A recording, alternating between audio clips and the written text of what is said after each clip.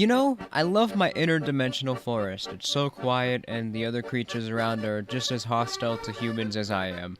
But, I want to change that for once, because it's rather boring, so let's do so.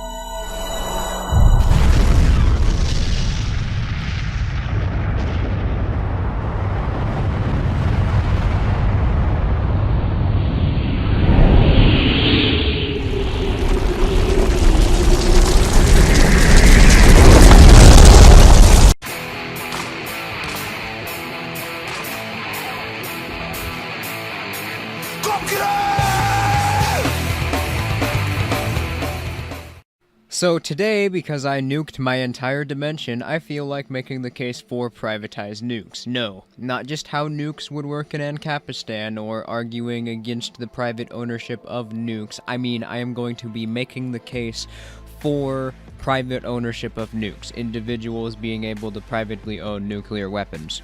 But before that, like always, I will be refuting the most common arguments against private ownership of nukes from both statists and other libertarians. First, I'd like to point out that as a libertarian or a statist, you cannot make an argument against self-ownership, because to do so, you would be arguing against self-ownership and the right for the individual to exclusively control their own body. To argue against self-ownership, you must exercise control of your own body in order to make that communication, which causes a contradiction in your own reasoning, because the substance of your argument is in conflict with your proposal in the argument. And because of the consistency principle, which applies to all logic, this means that self-ownership must be correct, because in this dilemma, there are only two objective choices, true or false, and any argument made against self-ownership is false for this reason, which means that statists, you can't argue against self-ownership, and libertarians, you can't make exceptions for self-ownership. So, logically, neither statists or libertarians can argue against the private ownership of nukes, because statists who argue that the state should exclusively be in control of nukes are inherently contradicting themselves by expressing self-ownership to say that they can't have self-ownership. And libertarians can't argue against the private ownership of nukes because you can't claim to support self-ownership and then oppose self-ownership when it comes to an object you disagree with, because it violates the consistency principle. Following the ethics of liberty, one has the right to own anything if one creates it by producing it with their own material and labor, or if they obtained the said thing through a voluntary exchange with another person who rightfully obtained it. One must be able to trade or gift anything they own, because the inability to do so would not allow for exclusive self-ownership. So in order to oppose the private ownership of a nuke, you must show that the mere possession of nuclear weaponry is inherently an act of aggression against people or their property, that the state controlling nukes is superior to private control, and that in a free society, nukes couldn't exist in the first place. First, we'll start off with more basic arguments, and the easiest to refute is the argument that nuclear weapons were created through state programs and wouldn't exist otherwise. The problem with this argument is that it assumes that development of science and technology cannot exist without the existence of a state, which is an absurd claim because the market is inherently competitive by nature, and when competition simply exists, advancement occurs because competition creates innovation. So, to argue that the market cannot develop nuclear weaponry is just ridiculous, but to say that the state is the only entity which is capable is just what takes the ignorance of this claim straight off the deep end.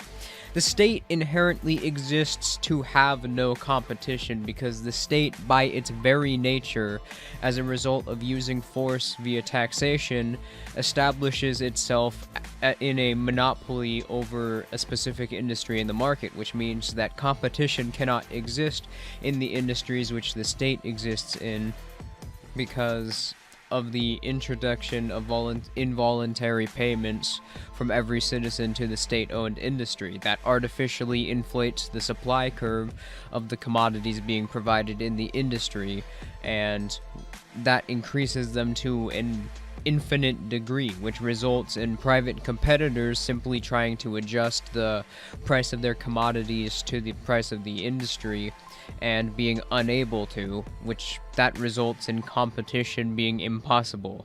And because competition is impossible, the state-owned industries have no other duty other than to simply toe the line, which results in less innovation.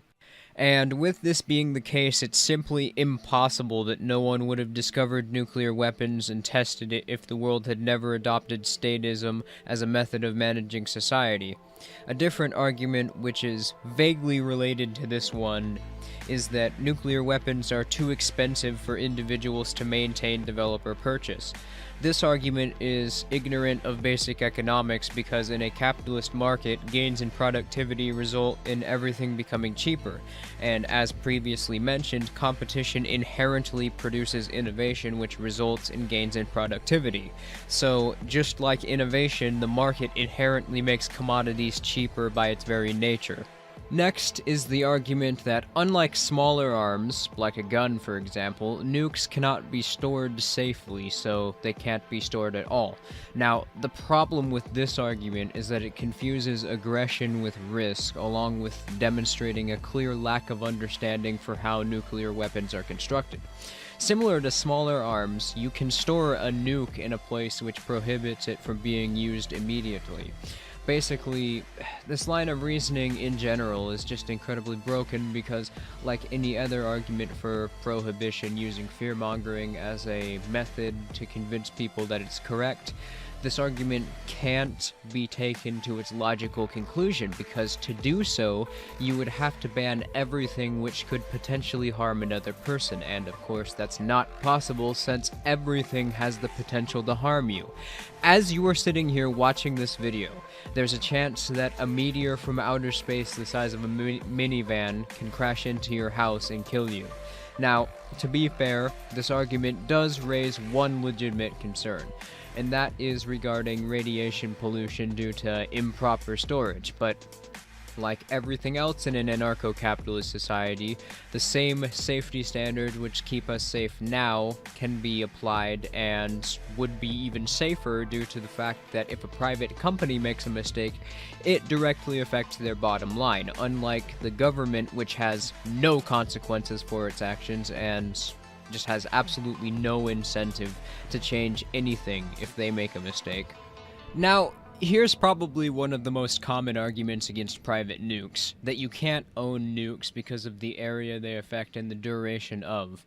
The problem with this argument is that it's too vague and has too many variables to be applied as a consistent individual example as it presents itself. How does one know precisely what area and duration the effect of the weapon has? This is knowledge that one needs to know in order to stop a future aggressor, and without this knowledge, this argument has an entirely arbitrary and meaningless limit on weapon ownership, since every weapon has some area and duration of its effect. This argument is also a straw man because even if the claim was completely valid and that the area and duration of the nuke's effect was too destructive, it would only prohibit the use of the weapon, not the possession, trade, or manufacture of, because the possession of an object does not inherently allude to an act of aggression. Only using the weapon in an act of aggression constitutes as an act of aggression.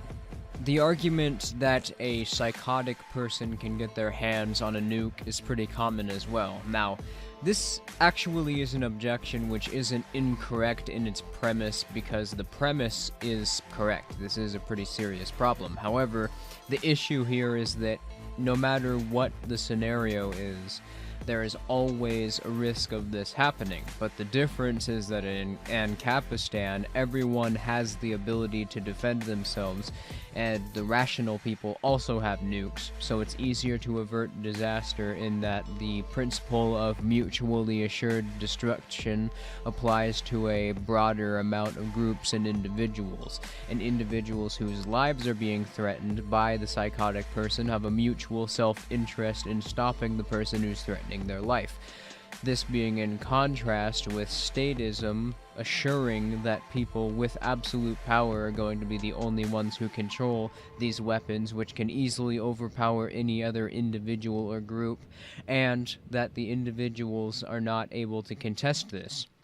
This isn't even taking into account that there are an estimated 25,000 nukes which are currently circulating, and governments are not sure where they're located, and I can tell you right now, they most likely are not in the responsible hands, or if they are in responsible hands, they likely aren't too far out of reach from irresponsible hands. So, either way, this is a problem, but there's no perfect solution to it.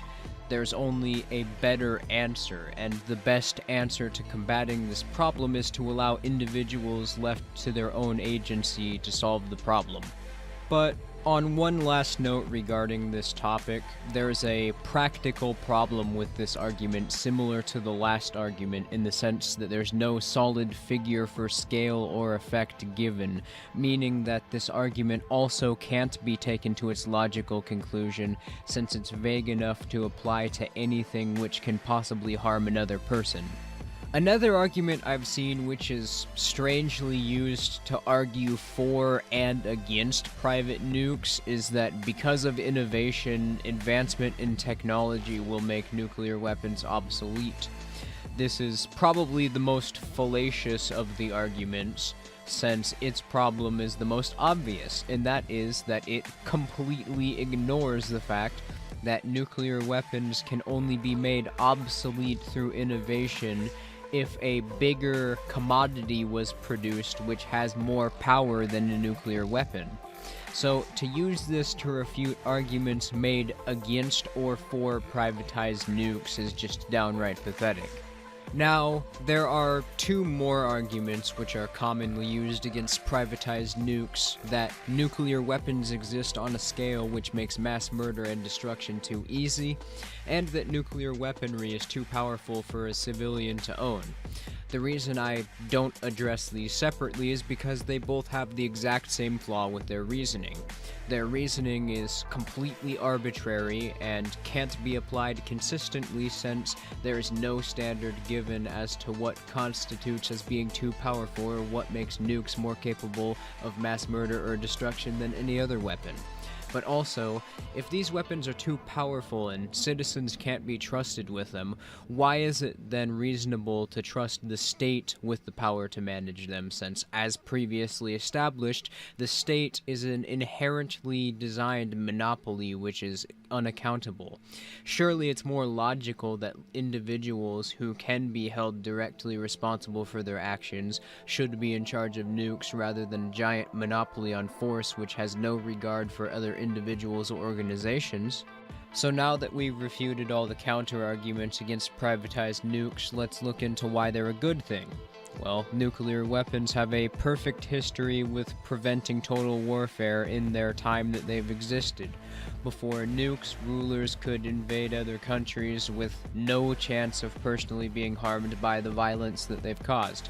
The prospect of mutually assured destruction assures that anyone who dares use nuclear weapons could expect to be hit with nukes in response. This in turn has led to a more peaceful world, and it stands to reason that nukes in the hands of private individuals or defense agencies could also create a form of mutually assured destruction and would ensure universal non-aggression by making the default risk of attacking another individual greater than any possible benefit one could receive from their act of aggression. Owning a nuke would also allow individuals to spend less resources on maintaining forces and freeing up resources to be used for other purposes. For example, after the invention of nuclear weapons, the US's military budget drastically lowered and has remained low ever since. Private defense agencies would lower costs by maintaining a small number of nukes rather than a large arsenal, which also has the added benefit of giving less influence to military equipment providers who pretty much, it destroys the likelihood of any equipment provider starting a conflict just to profiteer off of it. It's also worth noting that because the transition from statism to anarcho-capitalism isn't going to occur spontaneously, there's going to be a period of time in which some parts of the world have governments while others are anarchist. When this happens, the people in the anarchist territories will have economic advantages over the statist territories, who have burdens to deal with, such as taxation, which ensures that the population has less money, government price controls, or regulations, which make their products more expensive. Eventually, there's a strong likelihood that this will cause rulers to blame the anarchists for luring people and their resources away that the governments need to continue existing. This would then lead to an existential threat where the statists have no other choice but to either abolish their government or to use violence. The citizens living under statist territory would probably be more than likely happy to abolish the government, but of course, the elite would fight to the last breath to keep their power. In which case, it wouldn't be out of the realm of possibility for the statists to consider using nuclear weaponry against the anarchist territory, during which period of time the private ownership of nuclear weaponry is essentially a necessity for the anarchists.